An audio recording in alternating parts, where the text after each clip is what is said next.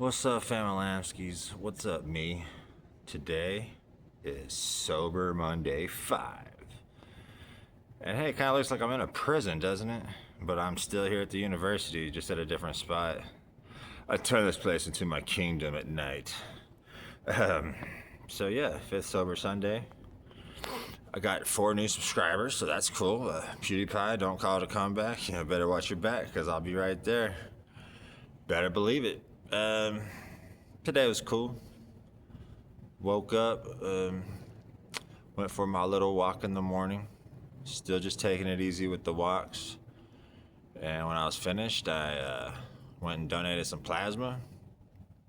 And while I was there, instead of playing around on Twitter, I decided to add some names to my calendar for the birthdays of these murder victims. And I accidentally hurt my own feelings and almost started crying right there in the plasma center as I was adding the birthdays of Clint and Kristen. Can't remember the last names at this moment, but they were murdered in July of last year at the Devil's Den State Park in Arkansas. There was a monster there lying in wait for them, ambushed them. It seems as if maybe he was looking to sexually assault their 2 young daughters. And so first the mother, sorry starting off with this one, but so the mother grabbed the kids and rushed them to safety. And in the meantime, apparently the monster was able to murder the father with the knife. And after the mother brought the kids to safety, she went back to help her husband, and apparently she also was stabbed to death by this guy. And he was arrested like 5 days later. He had like the most evil looking mugshot you've ever seen if you want to look it up. I'm not going to say this guy's name. I actually didn't even bother to look it up because I mean, that's why this stuff is so real, man. That's why I'm so into it. That's why I do. Like, I want to come to this school, or some other school and become like someone who can, contribute to the betterment of society by, either putting monsters like this away or, being the defense, just to make sure that we continue to live in a civilization and not in a mob, So I'm just thinking about it, you're on a picnic type of day going hiking with your kids, and then you can't even imagine the horror, bro. Like it's incomprehensible. Like it's literally impossible to understand what these people went through in their last moments. Like literally not possible. But it's terrifying to even try to imagine it. Especially just to be in a situation that you can't talk your way out of, man. Because that's like one thing I've always been pretty good at is being able to talk my way out of something, man. And just the horror of there's nothing you can do about it. I actually had a dream about that during one of my power naps the other day, where I had a guy coming at me with a knife, and I was begging him, and then he was still coming towards me, but then that dream ended, and it was followed up with me being haunted by a ghost. So I had some nice little power nap nightmares. But I'm cool with nightmares. I don't have them all the time. And I'll take anything over dreaming that I'm high on dope or drunk on alcohol, because you wake up, wanting those things. When I wake up from a nightmare, I don't want to be murdered. I'm like, oh God, I almost got murdered. But you wake up from a dream where you're just smoking hellacious amounts of meth, and you wake up, you're like, there's a split second where you just still feel like you're high mentally, not physically obviously, but mentally it's there for a fleeting moment. And those dreams have caused me to go back in the past. So I had one of those a couple days ago, and I woke up just nope, no, hell no. God damn, I remember when I used to be locked up too, I would dream that I was relapsing and gonna fail a drug test and then get locked up even longer, and I wake up and be like, oh thank God, it's just a dream. I'm still clean, I can still pass a drug test.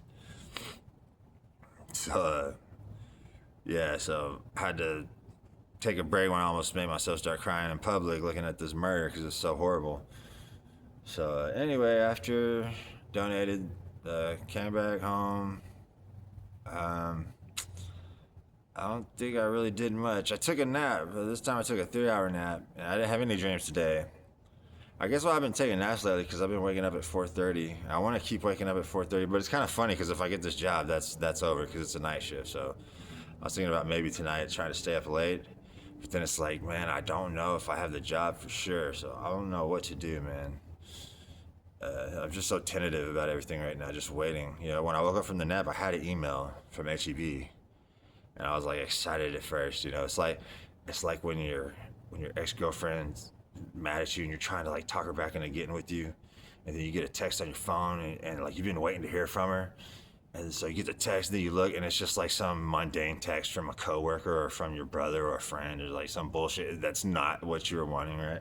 That's kind of what this email was. This email was just me having to sign something to give them permission to do the background check. So it's like, shit, I'm still in the same position. It was like a split second there. I was like, all right, man, I hope this is it. I hope this is good news, man. I'm so ready to be able to celebrate about getting this job. But hopefully, I'll get the news tomorrow. So, but, you know, so I woke up from the nap and saw that email. So that email did wake me up, though. So I went for another walk and started listening to Dean Koontz' audiobook, Odd Thomas. And I'm very excited about this because there's like several books, like 6, 7, 8 Odd Thomas books. So if they're good, that means I'm in for a treat.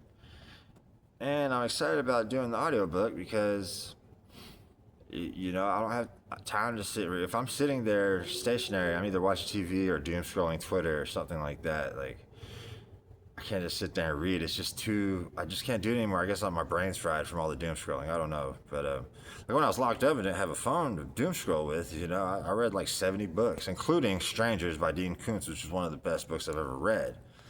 Just because of his prose, the way he uses words, the way he writes, he's just so damn good, man. It's offensive to me. I've seen people critique him as just like some kind of mid author, which, I mean, I guess, but I love the guy, okay? And so I'm listening to Odd Thomas, and it's about a guy who can see dead people, and he uses that ability to fight crime, it looks like. So that's like right up my alley. I'm cool with that.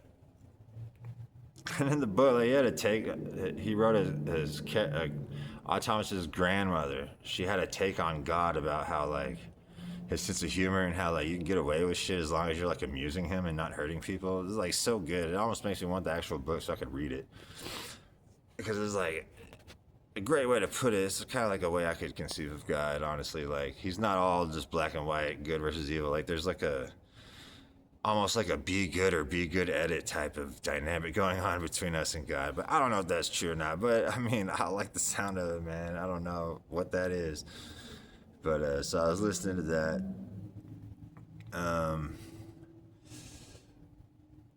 I was kind of debating with this guy, Tony Bruschi, who does a Hidden Killers podcast. He is very proactive. He's put out content constantly.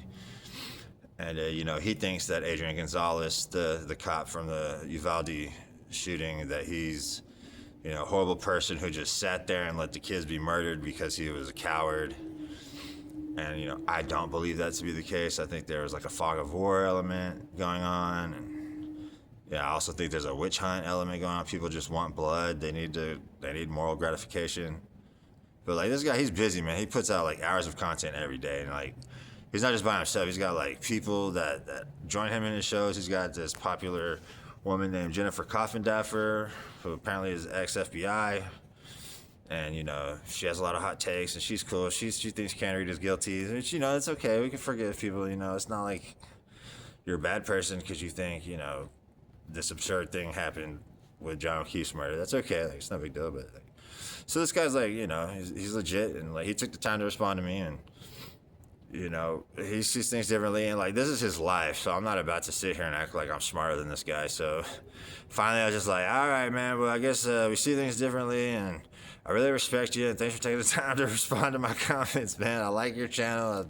Leave likes and comments on your stuff. It's, like, I don't want the guy to think, yeah, I'm some kind of asshole or something. Because, you know, you got to respect people who are into true crime, man. Or at least I do, man. Just justice, man. Like, the stakes are so high, bro. Like, no stakes are higher, except for maybe politics and World War III type shit, but I ain't got no control over that. I ain't got no time for that. At least if I followed, you know, criminology or criminal justice, I can make a difference, you know, with each individual. But politically, no, that's not gonna happen. No way. Fuck all that, dude. That's crazy talk. And when I was obsessed with politics in the 2000 teens, from 2010 to 2018, essentially, I was miserable. I was not fun to be around. I was not fun to talk to. I was singularly focused on politics. Even though 2016 was a pretty interesting year, I'm not going to lie, with the whole Trump thing going on. That was very interesting, but, I just saw someone. Oh my God, what's he doing talking to his phone, right? What could he be doing? What a weirdo. So, my brother had sent me a text asking me to figure out when mom and dad got married. And I was like, is it urgent or are you just curious? And he's like, it's urgent. And I was like, well, why? What do you need to know it for? Because I'm just curious. It's not like I'm interrogating him. And I guess we need the information to close the deal and, sell the property. So I have all the photos that my mom made, all these photo albums. I mean, we're talking about hundreds, maybe even thousands of photos, like from every era of our lives, from every era before I was born, before my brothers were born, even before my mom was born. There's photos from before her life too in there. And man, it's crazy seeing a lot of these photos. It's always like crazy. I've looked at them before, man, and it's just always crazy, bro. Like, it's weird, especially my mom when she was young, when she was like in her 20s, her early 20s, her teens, her early 20s, or just her 20s in general. Dude, like, there's no easy way to say this, man. She was a dime piece, bro. She was stunning. I don't think that's the only word that people are allowed to use to describe good-looking people these days. She stuns. You look at her photos, she stuns. She's stunning. No, but seriously though, like, she's extremely beautiful. It's like crazy. Like, man, I'm not supposed to. That's gross. My mom ain't beautiful. She's my mom, but now she's like really, really beautiful. It's crazy. And so I found a photo of her with my dad where she was the bridesmaid at her sister's wedding. And on the back it said, this was on September 1st, 1978, and then we got married on September 13th, 1978. So she married my dad September 13th, 1978. September 13th is her birthday, so that was her 25th birthday. She was born in 1953. So she married my dad on her 25th birthday and stayed with him till she died at the age of 63 in 2016. Of course, it wasn't a perfect relationship. There was a couple of separations. It kind of got dark there towards the end for sure. Alcohol took her out, and she was like ready to check out, bro. And that, I was living in Austin at the time, so I know what was going on. I'm not about to get into all that, especially like with my dad, like having passed away recently. I'm definitely not trying to like talk about what they could have done or what could have been different or mistakes that were made. Like, there's no chance of me doing that. Like, I'm my parents' lawyer. They are innocent. They did nothing wrong, and you're insane for thinking they did. That's pretty much my mindset when it comes to my parents. But that was a highlight of the day. And then my friend on Twitter, who I've been friends with for over 4.5 years, just on Twitter. I don't know what he looks like. I don't know his real name because he's all pussy like that. He don't want to ever share stuff, even though I share videos of myself all the time. He knows where I live. He knows what my name is. But he's terrified. That's just the way people are on the internet sometimes. Like, I'm the oversharing type person. He's the undersharing type of person. But he told me I need to watch True Detective. He knows how much I love true crime. So I'm probably fixing to go watch that when I get home. I made a shitload of chicken wings a day. Also shredded a potato and fried it in some oil and made me some hash browns, bro. You can get like 5 pounds worth of potatoes for like $2.50.